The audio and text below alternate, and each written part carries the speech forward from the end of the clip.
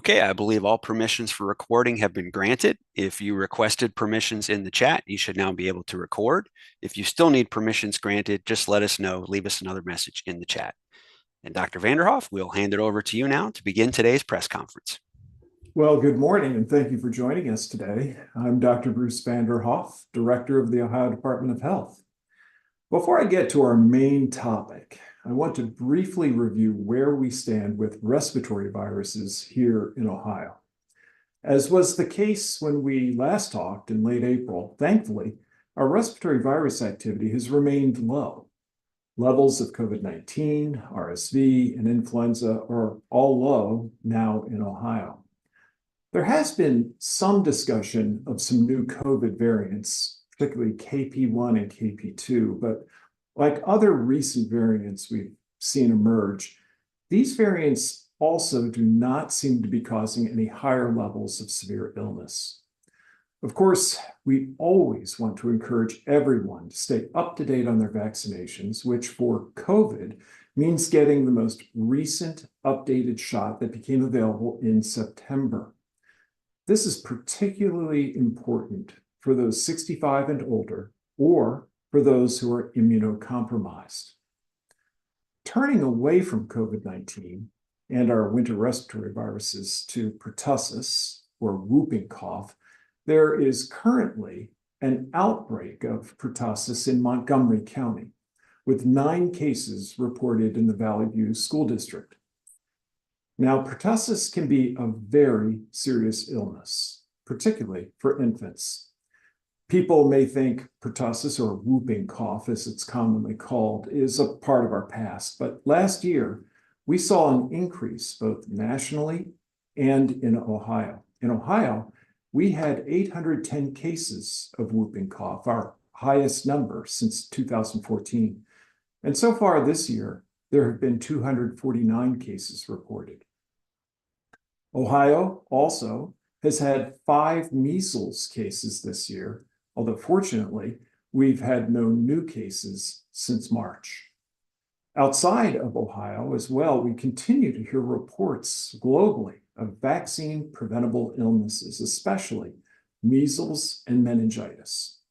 Recently, the Centers for Disease Control and Prevention issued a health alert for anyone who might be traveling to Saudi Arabia for Umrah, or as also known as the Hajj. There have been reports of meningococcal disease linked to travel there for Umrah. Mass gatherings such as these can increase the risk for infections. This serves to highlight what you've heard me say repeatedly, that we live in a global environment, and being up to date on your basic vaccinations is so important to protecting us right here in Ohio. Diseases such as measles, pertussis, and meningitis are well known and vaccine preventable. These illnesses can make you very sick and, sadly, can result in hospitalization or even death. It would be a genuine tragedy to lose someone to one of these illnesses, knowing how effective and safe their vaccines are. Well, May is Mental Health Awareness Month, and I wanted to devote some time now to discussing this important health topic. Governor DeWine has made awareness of mental health and improving access to treatment of mental health one of the cornerstone initiatives of his administration, and rightly so. It sounds basic, but it's worth emphasizing that mental health is health. Any holistic approach to health means including one's mental health in the mix. Now, I've spoken in the past about the importance of healthy eating and active living, and we know there's a lot of data that shows that taking good care of our bodies with mindful eating and physical activity can also have mental health benefits. I think it's important as we get into this discussion that we're all aware of some statistics around behavioral health in Ohio and nationally. Rates of depression among both youth and adults have increased in recent years. According to the most recent CDC statistics, in 2020, 22% of Ohioans 18 or older said they had been diagnosed with depression in their lifetime. And results from our Ohio youth surveys from 2021 revealed that more than 42% of Ohio high schoolers reported having felt sad or hopeless nearly every day for at least 2 weeks in the prior year. And among middle schoolers, that rate was more than 37%. Statistics tend to lag a few years, but data shows that rates have been rising over the past decade, even before the pandemic in 2020, so we can't blame it all on that extraordinary event. We've also seen a higher number of suicides in Ohio since 2017. Ohio saw an all-time high in 2018, and although numbers have leveled off since then, the trend line for the past few years has not shown the kind of steady decline that we'd like to see. Of course, substance use disorder is intertwined with mental health, and the number of unintentional overdoses in Ohio increased from 2,110 in 2013 to 5,174 in 2021. Now, we were heartened to see a decrease in 2022 to 4,915, and early data for 2023 is also promising. It's too early to say definitively, but preliminary data suggests the number may drop to close to 4,500. Still, that is more than double the number I gave you from 10 years prior. And now I'd like to turn to the first of our guests today to further discuss what's being done to improve mental health and combat substance use here in Ohio.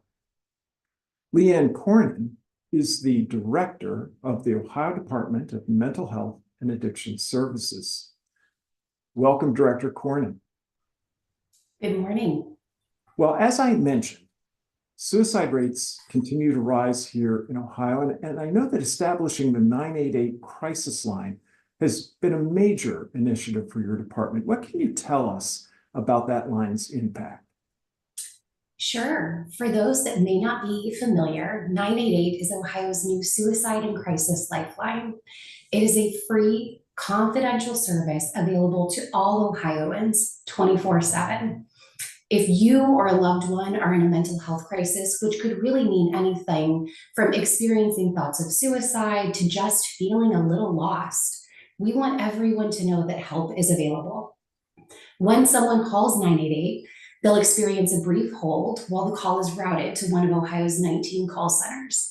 And within about 25 seconds, callers will be connected to a trained professional right here in Ohio who is knowledgeable about the resources within that person's community.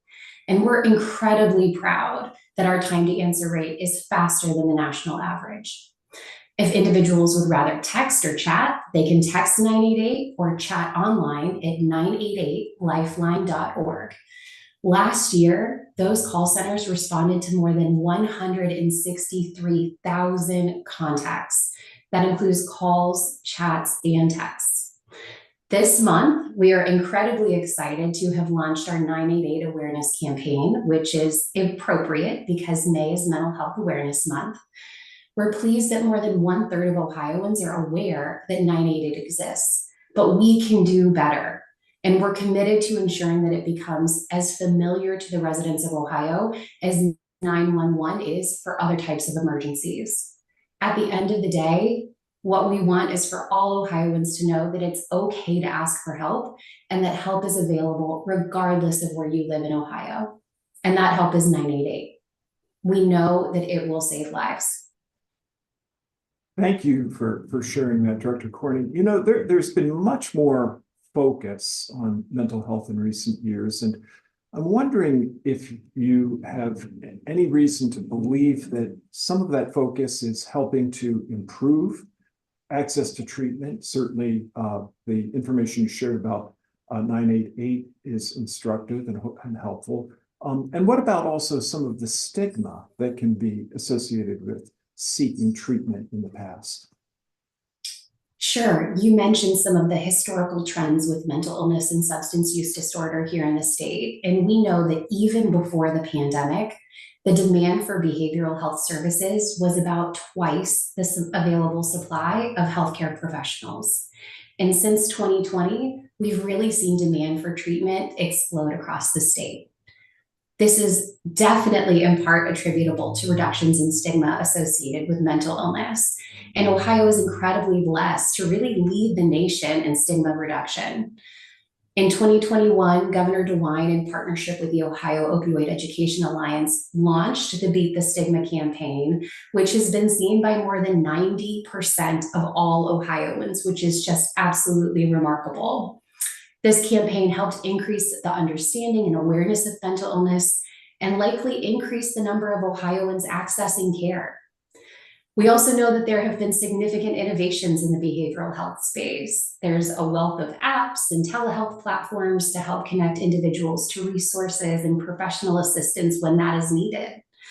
And with historic budget investments, we continue to expand the availability of mental health services across Ohio with dramatic investments in Ohio's pediatric behavioral health system and our crisis care system. We're also working to make sure that we have an adequate supply of behavioral health professionals through our Great Minds Fellowship, which is a $10,000 grant to college students pursuing careers in social work, counseling, therapy, chemical dependency, and even psychiatric nursing. We hope to add an additional 4,000 professionals to this field by the end of the decade. So if you are a young person in one of these programs, I encourage you to enroll in Great Minds. The bottom line is we want all Ohioans to know that it's okay to not be okay and that there is help available. Thank you very much, Director Corning. And now I'd like to turn to our next guest, Dr. Ariana Howitt, Executive Clinical Director of the Kids Mental Health Foundation and a pediatric psychologist at Nationwide Children's Hospital. Dr. Howitt, can you share some of the trends you're seeing in children's mental health now, and what are some of the biggest challenges children are facing when it comes to mental health and wellness? Absolutely. So, Dr. Vanderhoff, you mentioned these trends that we saw pre-pandemic. The CDC collected data from 2009 to 2019, so right before the pandemic, that showed those increases in depression, anxiety, suicidal thoughts and behaviors. And then the pandemic exacerbated that. We saw not just increases in those areas, but also substance use, eating disorders. And so that led the Surgeon General to declare a public health crisis for children's mental health. And last year, there were two reports that really highlighted two areas, which is loneliness, that children are very disconnected and feel alone, and that's leading to a lot of the increases in mental health, and then social media, of course, and how it's impacting their day-to-day lives and their mental health. So those are two big trends that we're keeping our eyes on as part of the reasons of these increases in mental health concerns. Dr. Howitt, now that school's letting out for the summer, what are some of the things parents can do to help their children build strong mental health skills? Yeah, it's a great time for us to think about mental health of kids, because summertime means a change in routine, right? And we know that kids, adults, all of us, we need our routines to have mental wellness. And so that change in going from school structure to less of a structure during the summer can impact children's behaviors, their mood. And so for parents, we really recommend thinking about what is the routine and the structure I want to create at home. Yes, we want summertime to be fun and for relaxation time, but also keeping kids engaged. There's something we call behavior activation in our field, which means keeping kids doing fun things, connected to others, doing things they value, that they feel proud of, so that we don't increase that risk of depression, low motivation, feeling down. And so, yes, again, make summer fun, but don't let them just sit around all the time without a structure, especially for their sleep, for example. Thank you for that guidance and advice, Dr. Howitt. And now for our final guest, Amy Shadwick, Director of Recovery Ohio. Director Shadrick, what role do you see substance use disorder playing in some of the behavioral health challenges that Ohioans are confronting? And what's the state working on to fight substance use disorder? Thanks to Dr. Vanderhoff for the question. And so one of the really important things to think about whenever we're talking about the behavioral health challenges of Ohioans in our state is that we are talking about both mental illness and substance use disorders.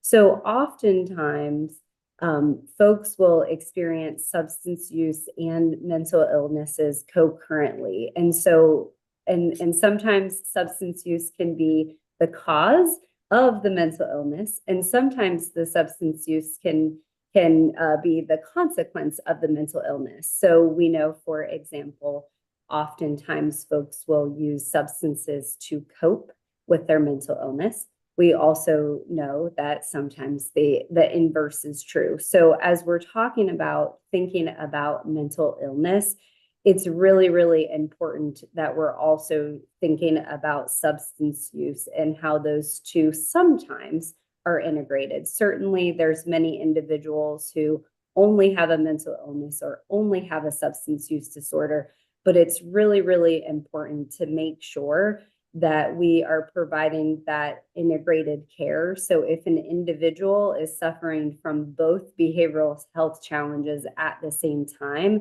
that they're able to get the help that they need. Additionally, that's why it's really important as we think about prevention and early intervention and all of the supports that we're providing to people, that we're thinking about it as a both and, that we're always thinking about mental health and substance use, knowing how often that those work come together hand in hand.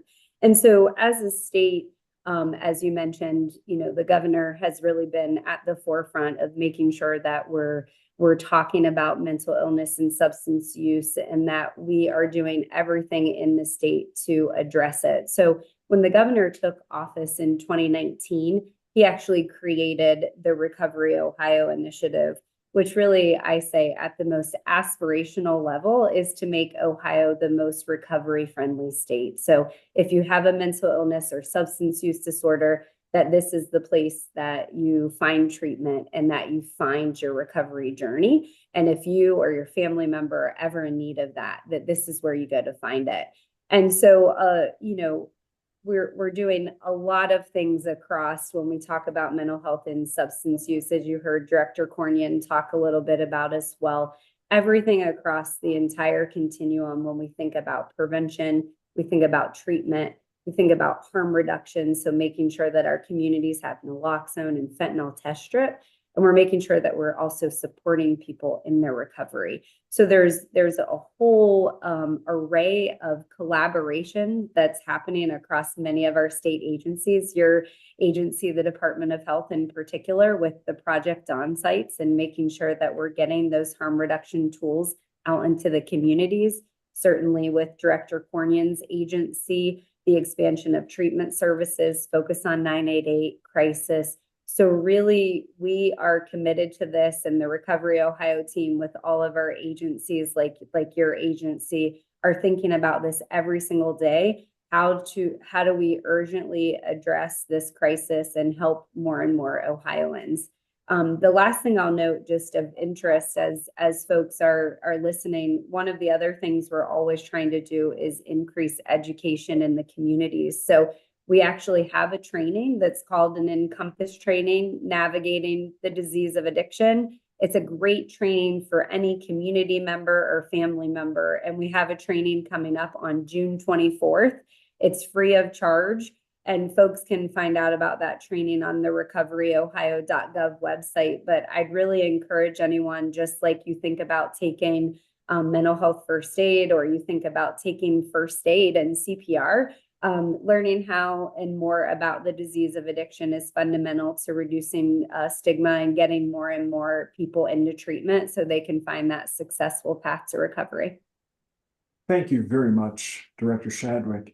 And as I conclude, while so many of us enjoy the warmer weather and many outdoor activities that Ohio has to offer in the summer, we need to keep a few safety tips in mind in order to protect our health this wonderful season. The first has to do with ticks and mosquitoes. We need to take some precautions, and these include, for mosquitoes, the use of EPA registered repellents when going outdoors, and help reduce the number of mosquitoes around your home by emptying any standing water on a regular basis. For ticks, we need to avoid woody and brushy areas with high grass and leaf litter, and wear light colored clothing so you can spot ticks more easily if they do get on you. And don't forget to protect your pets by giving them appropriate tick medication or protection as well. Now, the sun also presents a health hazard to your skin. So always wear a sunscreen that has an SPF of 30 or higher. Make sure you wear an appropriate hat. The wider the brim, the better.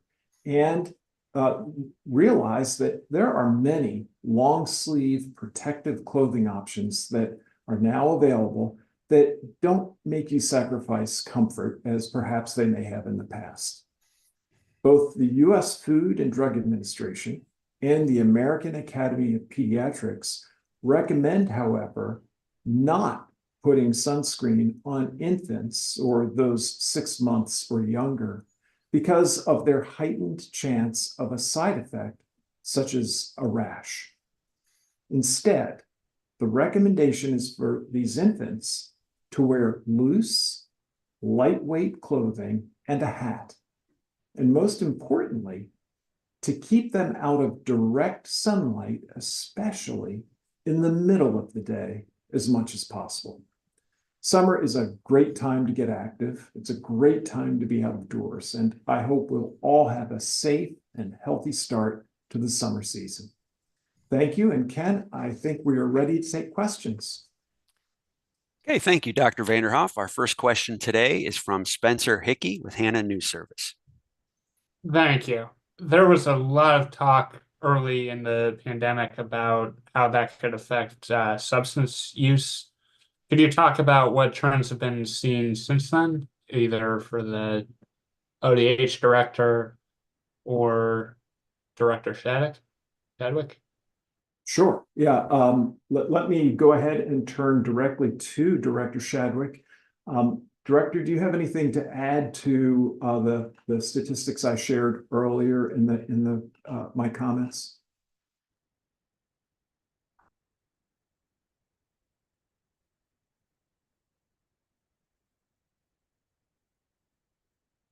Well, it looks like we may have some challenge there with Director Chadwick. I'll tell you what, my staff will connect with her and see if we can get you afterwards some additional information.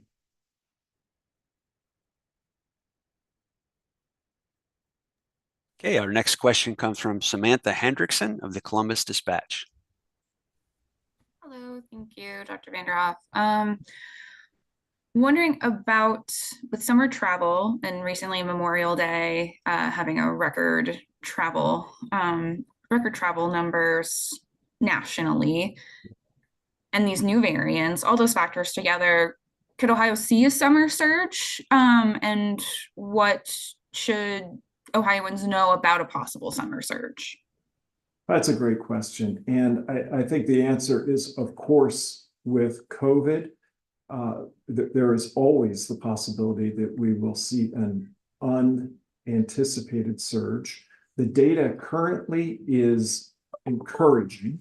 We are not seeing an indication at this time that a surge is imminent, but I think we have to be constantly alert, constantly aware of that possibility. Now, I think that there are some basic recommendations that I can offer that are not only pertinent to thinking about COVID and its risk, but just thinking generally about other respiratory illnesses that we can acquire when we are traveling, and especially when we're considering air travel.